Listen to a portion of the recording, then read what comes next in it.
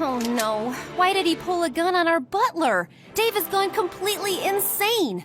I ran up to the butler and I shielded him because he is still so young. Dave just grinned and pulled the trigger, but there was no shot. It wasn't a gun, just a lighter from a joke store. "You're a jerk," I yelled out, and then I slapped Dave in the face. "Chill out, baby, or no fire extinguisher will put you out." I had to slap him again and go to my room so I wouldn't have to see that smug face for the rest of the day. Hi, my name is Stacy, and I was pressured into marriage of convenience. And if I didn't, my parents would cut me off from a huge inheritance. I don't think hell is as bad as it is in a giant mansion with my husband, Dave. Dave is a prankster, but his jokes aren't funny at all, but rather hurtful and sometimes dangerous. A few days ago, our butler quit. Dave did everything he could to make it happen. He was abusive, he took away his bonuses, and he was always pranking the butler and filming his pranks. Now it was the turn of our new au pair. He was terrified and confused by the sight of Dave. I defended the butler as best I could, but my husband is very difficult to deal with. Believe me, I would never have married that idiot if it weren't for my parents, who really needed a lucrative contract with Dave's family. It was very challenging to get because my husband's parents are very difficult people. So my dad and mom said I should marry Dave to strengthen the business relationship.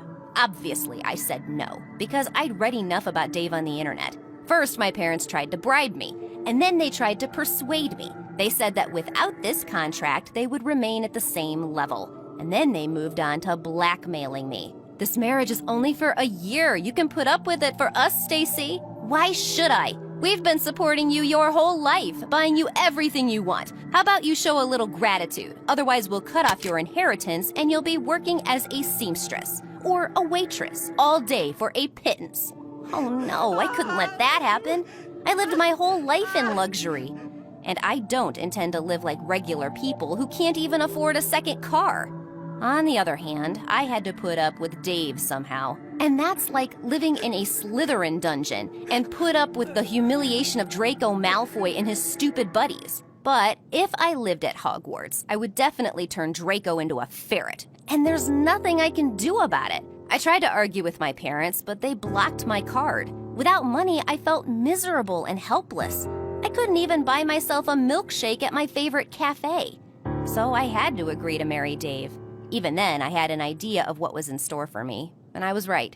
Even our wedding was crazy, Game of Squid style, with Dave being the ringleader and I was one of the players. And for every bad game, a piece of wedding cake was thrown in my face. Oh, if I could, I'd divorce him right now. But my inheritance comes first. And so began my jolly married life. The very next day, Dave ordered the best horses and a luxury carriage so we could go for a ride in Central Park and dazzle everyone with our swagger and glamour. Dave was throwing around dollar bills, and I was dying of embarrassment in that carriage. "Hey, are you my wife or what? Give me a hand," Dave said and handed me a bag of money. "It's humiliating." "Not for us, baby. You're the queen of this town, and you can afford anything." "I'm not doing it. I haven't lost my mind yet." "Fine. If you refuse to obey me, then you'll follow the carriage, and you're still going to throw money around. Otherwise, I'll divorce you, baby, and you won't be the queen anymore." I took a deep breath, realizing that I definitely needed a therapist now. And I was really walking behind the carriage, throwing money around, and agonizing over the idea that it was a wild cringe. And at home, Dave suddenly had the urge to play fencing with our pool boy. And I got really scared. I bet that guy had never held a sword before. "Dave, come on, you could hurt him." I tried to talk sense into my husband. "He's a man. He'll defend himself if he wants to live." "He's inexperienced." "Well, that's not my problem. I'm bored and I want to have fun." I didn't even want to look at it. Dave and the cleaner went to our private gym and fought for at least 2 hours. After that, the cleaner quit. Of course he did. I just hoped Dave didn't cripple him. While having dinner with my husband, I once asked him why he was acting like a pig, but all Dave did instead was grunt. Ugh, what an idiot he is. Life with him was unbearable because every day I felt so ashamed of my husband. Once he didn't like the cheese. You see, the color wasn't yellow enough. The cheese was thrown out. 50 kilograms of cheese just went to the dump? How could he do that? He also made sure to prank the servants. Once, he slipped the cook a toy spider, and they took her to the hospital. That's how scared the woman was. Dave used to give me very strange gifts. Once I found a strange blue stone on my bedroom dressing table, and then my husband gave me an ugly glass toad. I hate toads, and he knows it. I hid it away and crossed off another day on the calendar. And then he did that stupid lighter gun thing. I became afraid that one day Dave would get so bored that instead of a lighter, he'd get his hands on a real gun. No, something has to be done about him. Maybe I should put my husband in a mental institution. Why not? I'm his wife. I can do that. Although he could easily pay off the doctors, then divorce me, and I'd lose a lot of money. Or maybe I should follow him, find out his darkest secrets, and then blackmail him. I'm sure he's got some skeletons in his closet that he's insanely ashamed of. And the very next day, wearing a wig and inconspicuous clothes, I began stalking my own husband. He went by foot to a neighborhood that was not the most affluent in the city. On one of the streets, my husband suddenly stopped, looked around, and ducked through a door marked animal shelter. Oh no, is he really doing experiments on poor animals? I just don't know what else he'd come here for. And as Dave left the building, I ran into the shelter and I fell to my knees and started sobbing loudly. "Take all my money, just don't torture the animals," I cried. I was choking back tears. And then I held out all the cash I had. "Mrs., are you okay?" the woman who was working at the shelter asked. "A horrible man just came out of here. Don't listen to him and don't let him near the animals. Let them stay out of harm's way." "What are you talking about?" the woman laughed. "This young man has just made another big donation to expand the orphanage." "What? No way! Dave isn't capable of good deeds because he's a devil." I'm sure he scared everyone here. I walked out of the orphanage on wobbly legs, but I left all my money there, just in case. Luckily, Dave hadn't gotten very far by then, so I kept following him. He came to that park where we used to throw money around, probably to make fun of people again, to make his ego feel good. But Dave was talking to some poorly dressed man. Oh, that must be a spy. My husband told me that he has spies all over town who keep an eye on his business rivals and report back to him all the information they find. Then Dave went to the office, where he stayed until late at night. I went home thinking that Dave was even worse than I thought. Suddenly, someone rang the doorbell. As it turned out, it was our former young butler, who Dave wanted to shoot with a lighter. "Is Mr. Simmons home?" he asked. "No, he's at work. What would you like?" "Give him my cake. I baked it myself, specially for Mr. Simmons." Wow, what a surprise. Does he have anything to be grateful for to my monster husband? I took the cake into Dave's office, and I decided to hang out there. Perhaps among the many papers I could find some dirt. But I found something that struck me like lightning. I found documents about the opening of an animal shelter, a receipt for $100,000 worth of toys, and I also found documents appointing Dave as the head of the volunteer club.